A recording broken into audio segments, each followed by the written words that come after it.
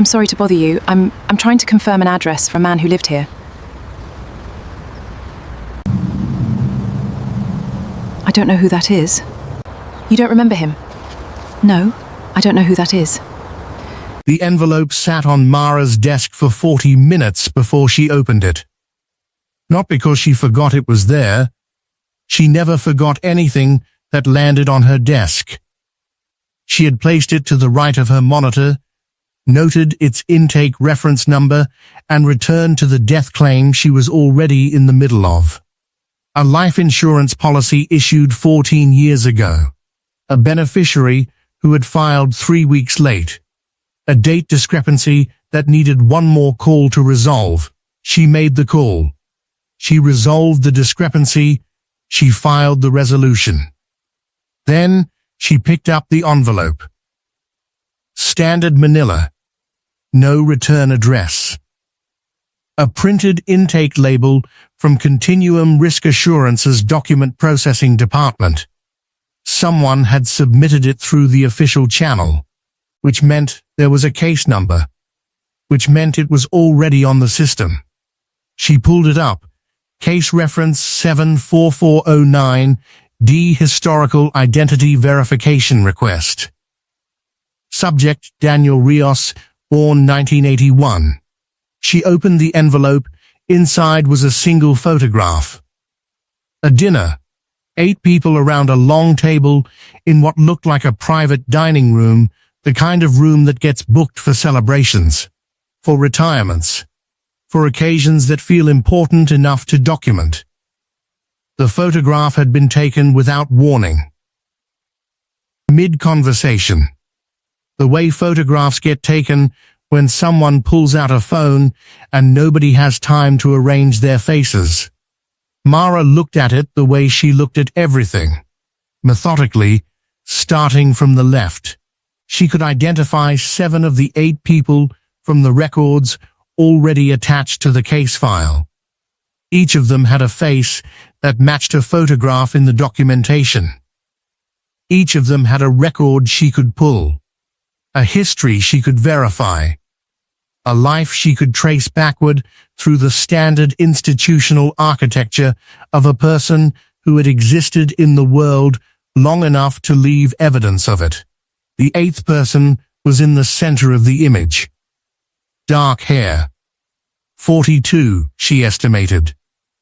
An unremarkable face, the kind of face that does not announce itself, that you remember only because you happened to be paying attention.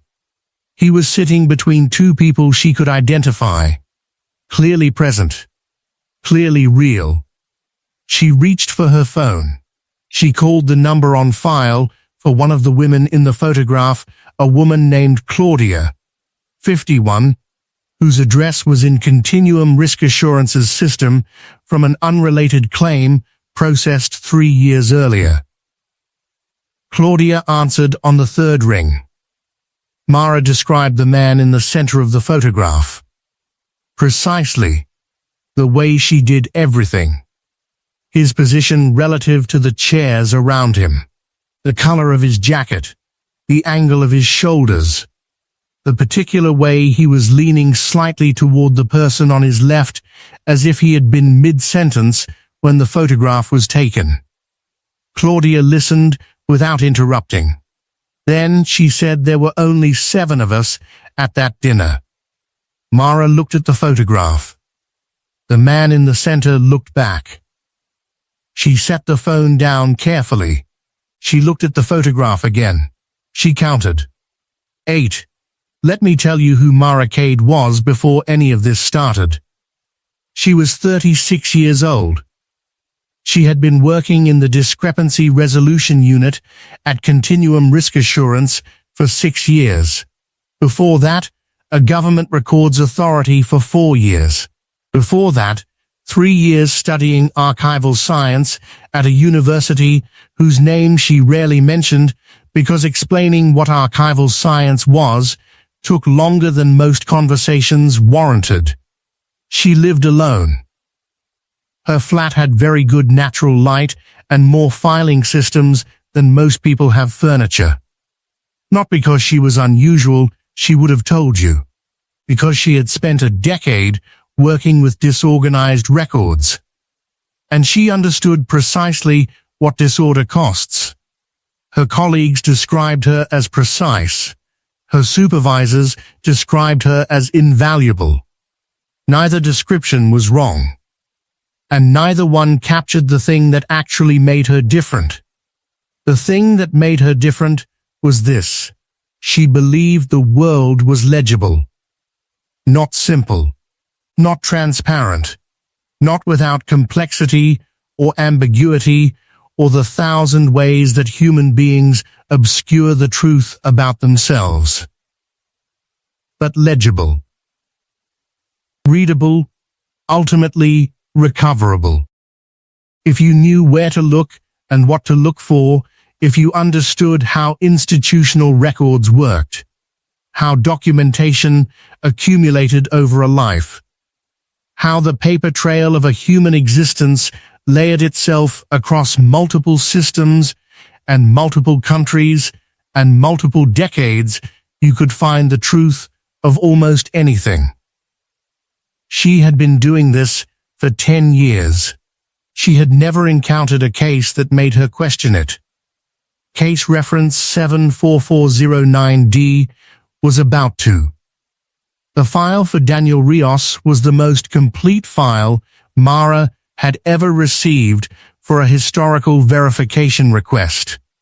That was the first thing she noticed. Not that it was suspicious, just that it was unusual. Most files arrive with gaps, missing years, incomplete addresses, the ordinary incompleteness of a life that was not assembled with verification in mind. This one had no gaps. Birth certificate. Tax filings running without interruption from age 22 to the year the case file was opened. 22 years of ordinary financial history. The kind of record that cannot be manufactured, because it requires an actual person to have actually filed taxes in an actual country for more than 2 decades. A marriage license from 2009. Real paper. Real stamps. The kind of document that requires a real ceremony and real witnesses. Mortgage documents. Medical records showing a broken wrist at 29. An appendix removed at 34.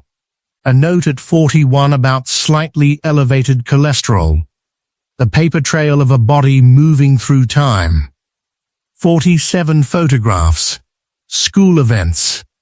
A wedding reception. Birthday dinners. Holidays. 47 moments in a life that had been photographed because something was happening and someone had wanted to keep it. Mara spent 3 days reading the file before she made a single external call. This was her practice with anomalous cases. She needed to understand the documentation completely before she let anyone else's account contaminate her reading of it. On the 4th day, she called the secondary school where Daniel Rios had taught history for 11 years. The administrator was helpful and thorough. She checked 3 separate databases. She put Mara on hold twice to verify her searches. No record of employment for anyone named Daniel Rios. Not current, not historical, not terminated, not retired. No record. Mara called the registry office where the marriage license had been issued. The license existed in the physical archive. Filed correctly. Stamped correctly. Dated correctly. But the registrar listed on the document had worked at that office for only 2 years, and the marriage had taken place during a gap in their employment records. The witnesses whose names appeared on the license, Mara called both of them. Both said the same thing. They had never attended a wedding. She drove to the address on the mortgage. A real house. A mid-sized property on a residential street in a real city. A car in the driveway. Curtains in the windows. The kind of house that had clearly been lived in for a long time. A woman in her 60s answered the door. She had lived in this house for 31 years. She had bought it herself. She had never shared it with anyone named Daniel Rios. She had never, as far as she was aware, met anyone named Daniel Rios. Mara showed her one of the photographs. Daniel Rios standing outside this house. The door frame unmistakable. The brickwork unmistakable. The positioning of the windows unmistakable. The woman looked at the photograph for a long time. Then she said, "I don't know who that is.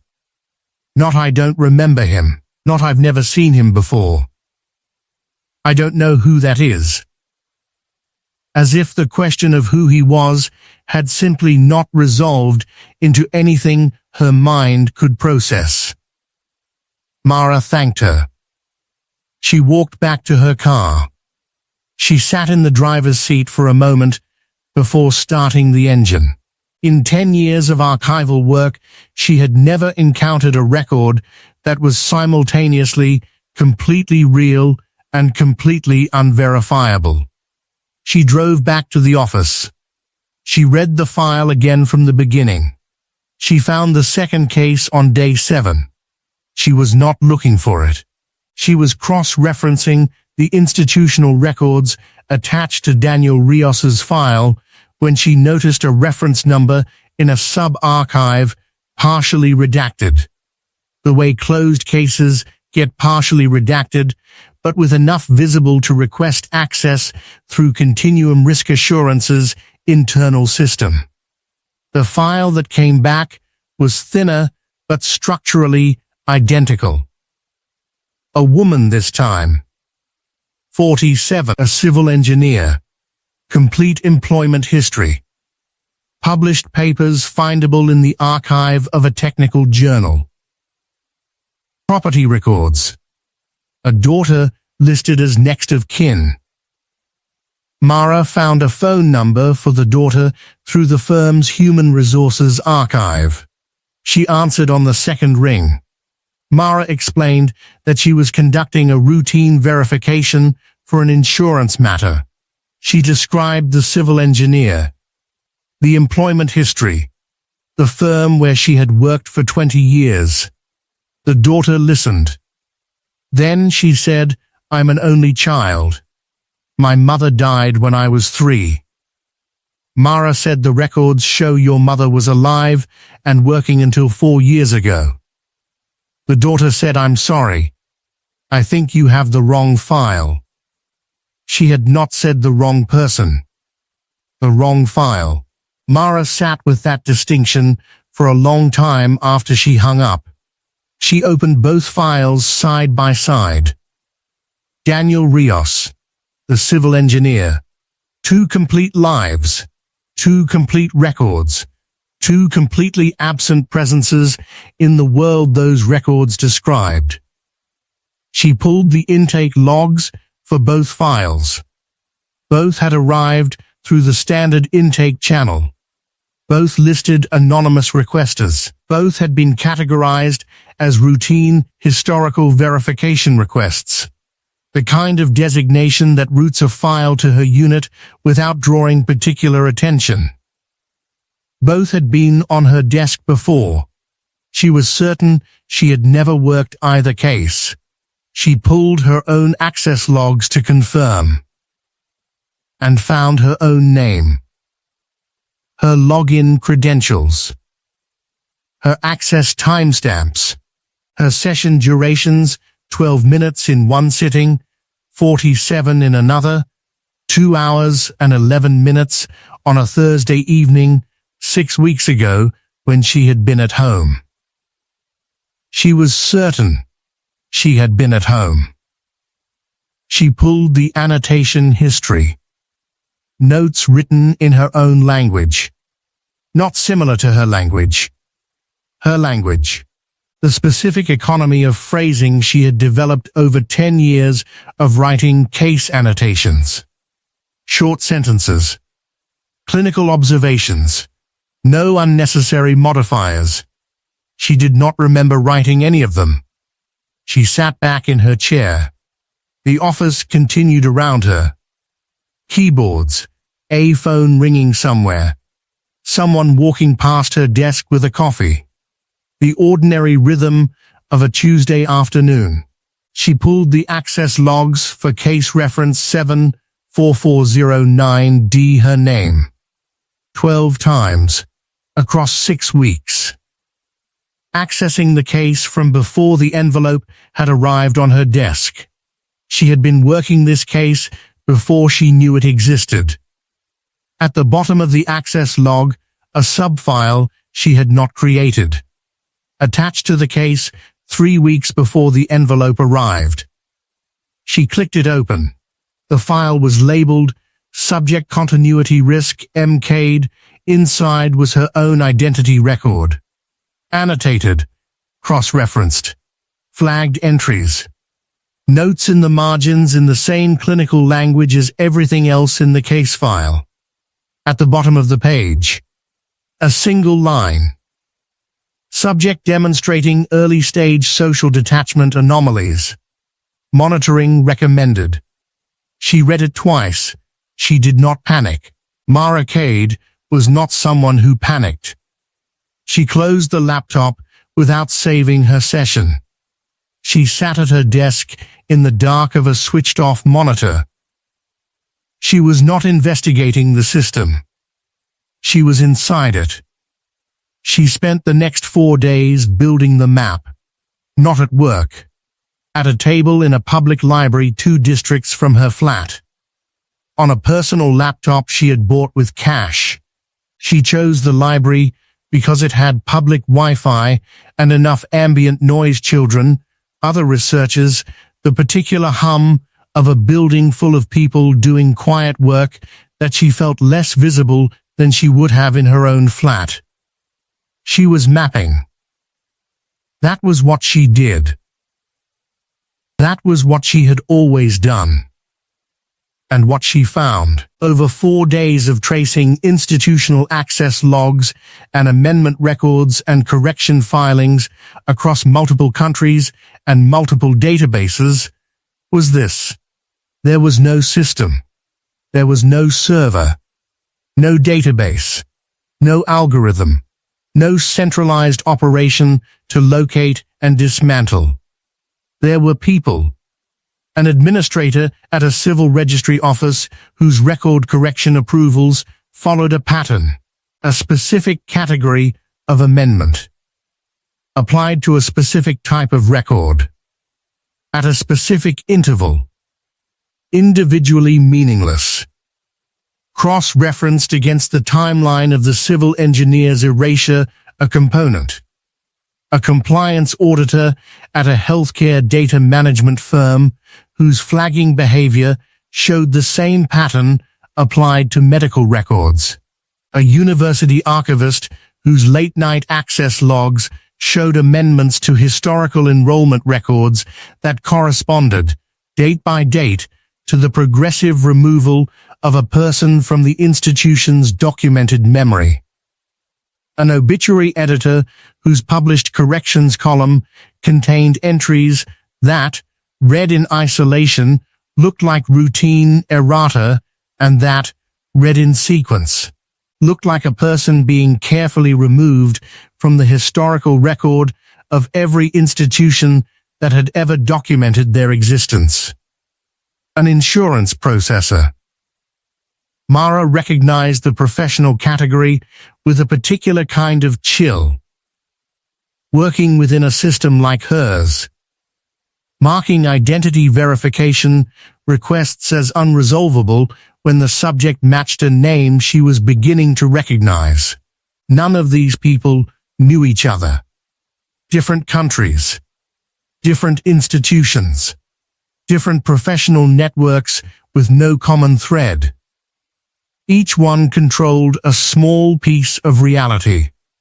Each one believed she was almost certain that they were performing routine corrections, reconciling records, resolving discrepancies, doing their jobs the way they had always done their jobs. There was no system to hack, no server to destroy, no mastermind to confront, just people doing their jobs, each correction individually meaningless, collectively erasure. On the 9th day, someone sent her a message, not through her work system, through a personal messaging application on her phone. A number she did not recognize. No greeting, no context. Just this: you have found the pattern. Stop before it finds you finding it. She stared at the message for a long time. Then she typed, "Who are you?" The response came quickly. Someone who was where you are. 18 months ago. She asked what happened. A longer pause. Nearly 2 minutes. Then I started noticing small things. A date in my employment record that was slightly off. An address listed as a previous residence that I didn't recognize. A gap in my documented history that hadn't been there the week before. She asked, and now? Now I verify my own existence every morning. Physical copies. I check them against the digital records daily. The divergence is getting wider. She asked, who runs it? Nobody runs it. That's what took me so long to understand. It runs itself. The people inside it don't know they're inside it. The coordination happens through the logic of the corrections themselves. Each one creates a gap that another correction fills. It's self-sustaining. She asked, is there a way to stop it? 4 minutes and 30 seconds passed. Then the problem is that stopping it requires proving it exists. And proving it exists requires records, and records are what it controls. The contact went offline.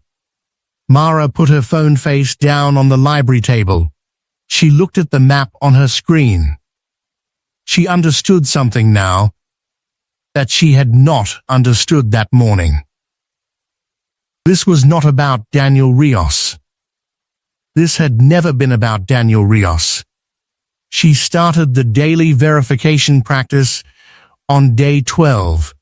Every morning before she opened her work laptop, she cross-referenced her personal documentation against the institutional records.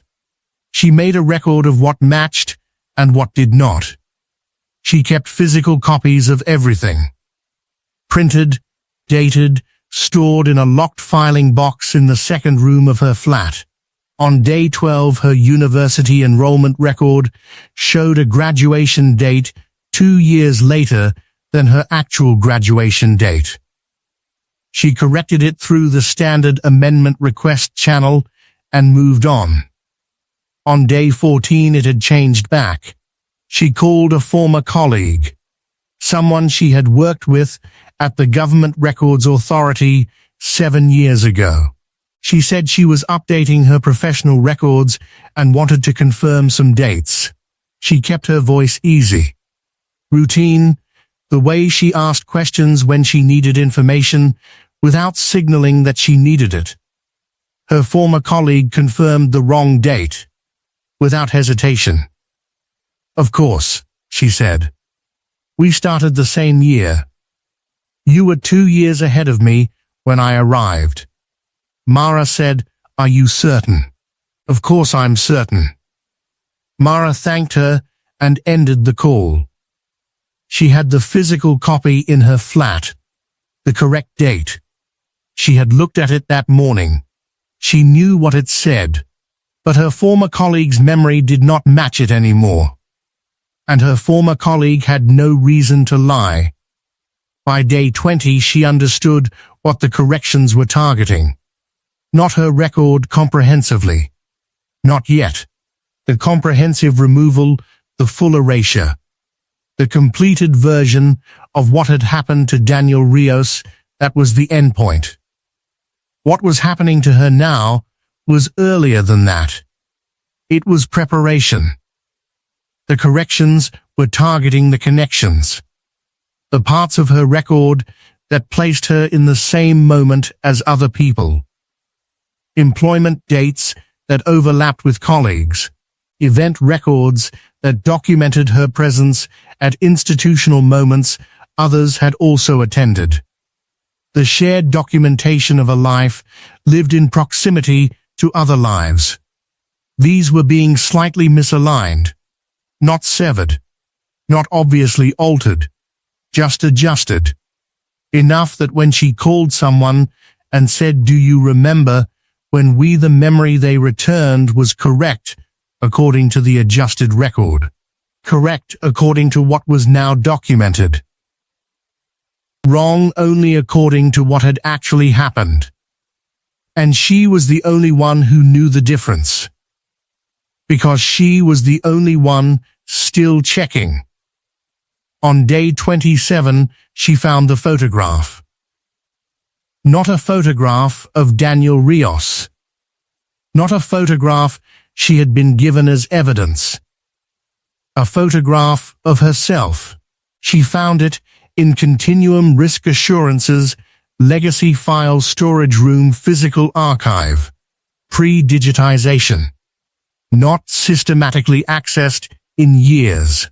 She had gone there looking for paper documentation related to one of the institutional administrators she had identified as part of the network. She found what she was looking for, and behind it, in the same physical folder, she found a photograph she recognized. The dinner. 8 people around a long table in a private dining room.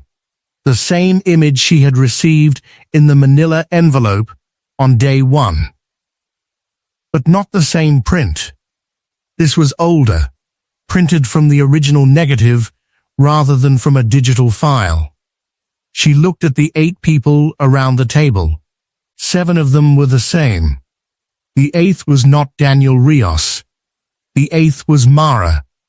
She was sitting in the center of the image, between 2 people she could verify. Clearly present. Clearly real. Looking slightly off-frame at something she had no memory of. Her hands did not shake. She stood in the archive room for a long time. She turned the photograph over.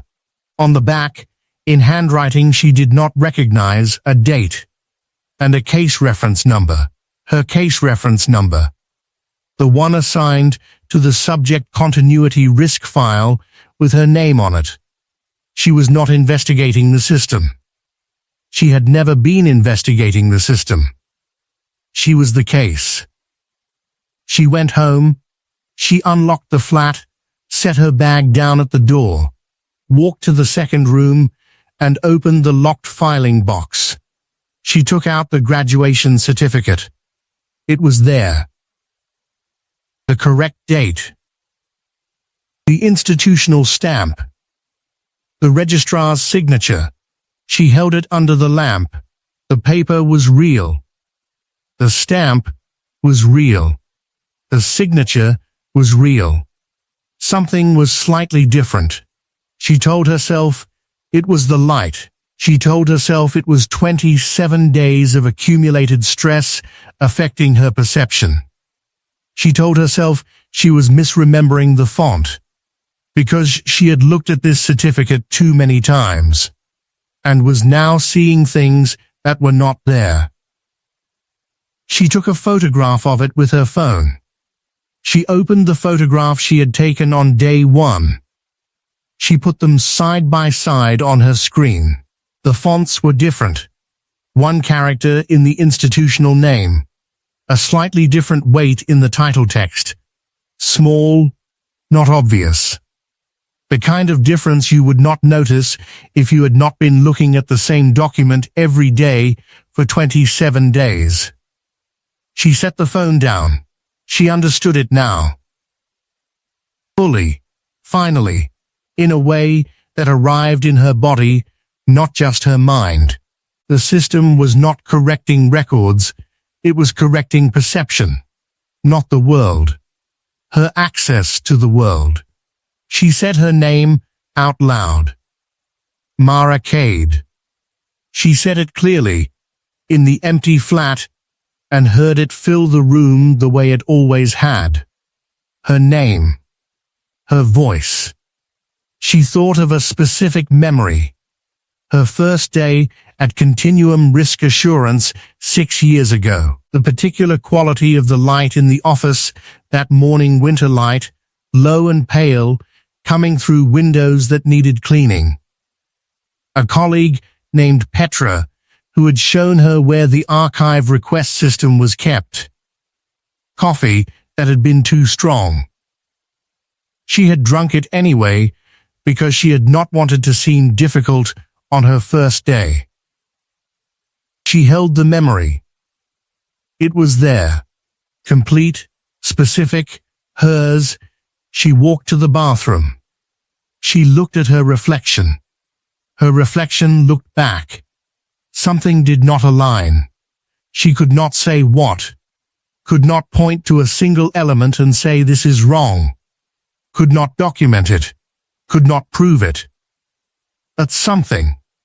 Not fully. Not in a way that would be visible to anyone else. She stood at the mirror for a long time. She thought about the woman at the door of Daniel Rios's house. I don't know who that is, the woman had said. Not I don't remember him. Not I've never seen him. I don't know who that is. As if the category of person he represented had simply ceased to be accessible to her mind. Mara looked at her reflection. She thought, how long before that is what someone says about me, not how long before they forget me, how long before they cannot process me, before the category of person I am ceases to be a category anyone around me can access. She walked back to the desk. She opened the personal laptop. She opened the map. The network of people performing routine corrections. The architecture of absence. The distributed system that ran itself without a center and sustained itself without a director. She looked at it for a long time.